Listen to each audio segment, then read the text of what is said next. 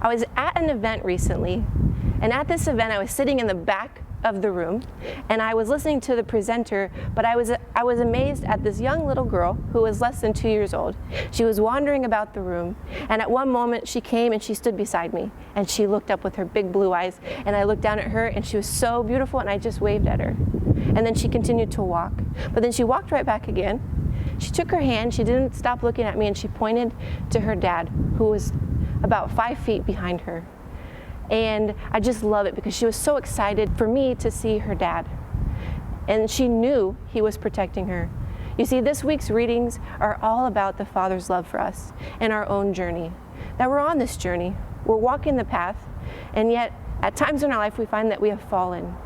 The gospel this week is of the prodigal son, who turns his back toward the Father, who spends his inheritance on a life of dissipation and finds himself in a very low moment. And he comes to his senses and he says, I will return to my Father, and I will tell him that I have sinned against heaven and against him.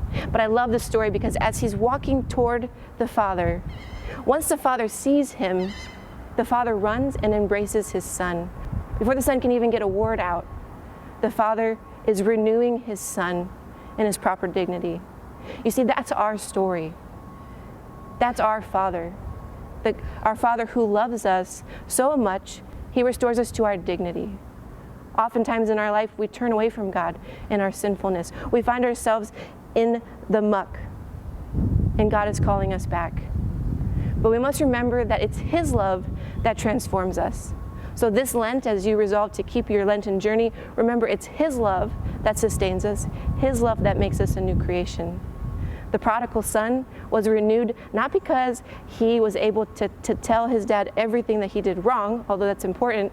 He was renewed because he was renewed in the love that the Father had for him. And in our own lives, that's what changes us. That's what makes us a new creation, is that the Father looks at us and he loves us. And in that, we can change from a life of sin.